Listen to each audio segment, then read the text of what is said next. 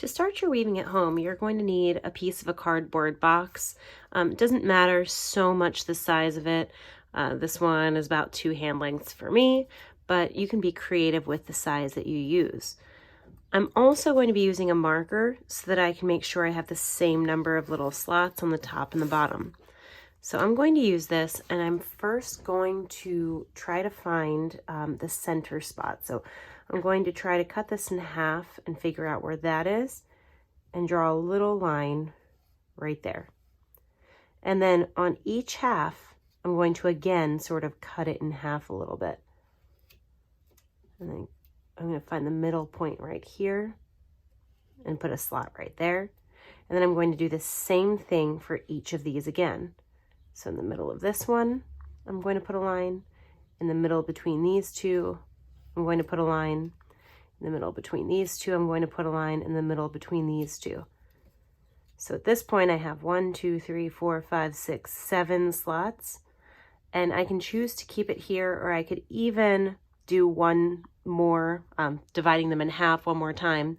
And that way, it's just going to make our weaving a little bit tighter. So I think for my case, I'm going to do that, but it also depends for you how much fabric you have and how big your cardboard is. So at this point, I have 1, 2, 3, 4, 5, 6, 7, 8, 9, 10, 11, 12, 13, 14, 15 little slots that I have here. And they're all pretty similarly distanced apart. I'm going to do exactly the same thing on the other side. Once I have all of those drawn, I'm going to use my scissors to cut on each of these lines. I actually want to come up a little bit higher here because otherwise it's going to be harder to wrap my pieces of fabric around.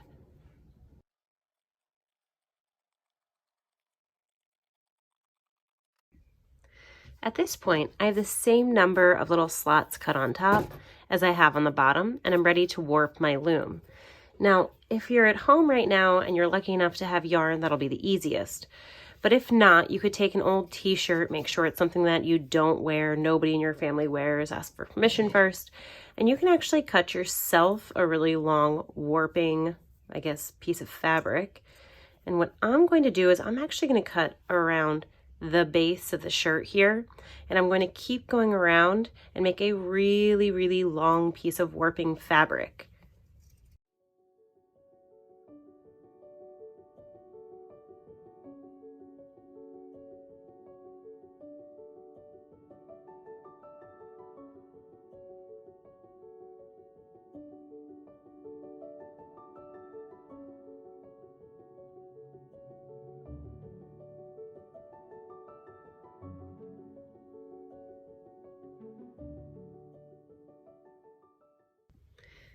Now that I'm done cutting this, I've ended up with a really long continuous piece of fabric here.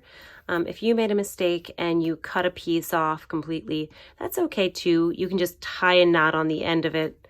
I can show you how, just to connect them and make it longer again. So you could just do a double knot here and then tie it again and just use it as you normally would. And that's okay. All right, so with this, I'm now going to warp my loom. So for that, I'm going to put this through the first slot. So this will be a little bit tougher than using regular string because it's thicker. And I'm going to put this pretty close to the bottom here. It should stretch because I want to be able to tie it along with my next piece later. Then I'm going to put this down to that first slot on the bottom as well. So I'm going to put this here. And then I'm going to wrap it around and go to the second one. And then go down to the bottom on this side. And I'm just going to keep wrapping it around my board, going into the next slot and making sure that I don't skip any on the top and that I don't skip any on the bottom either.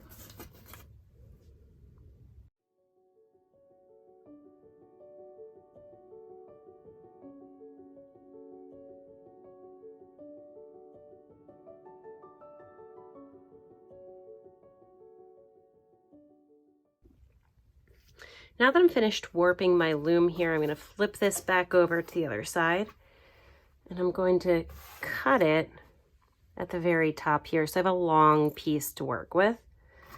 And I'm going to take the original piece I started with, and I'm going to tie these two pieces together so that it all stays together on the loom. Okay, and what we're left with is this loom that looks really rustic and not the best, but it'll certainly serve our purposes here and make for a really nice weaving. And something else you can do, if you don't have a t-shirt to use, of course, yarn or string would be the easiest and the best, but I just wanted to show sort of worst case scenario here. If you have something else, like I have these burp cloths that I don't use anymore at home, then you could certainly cut around the edge so that you have this long continuous piece and then sort of swirl towards the inside, and then you'll have a really long piece of fabric to work with for this project. But in the meantime, our next video is going to show us how to start weaving with this.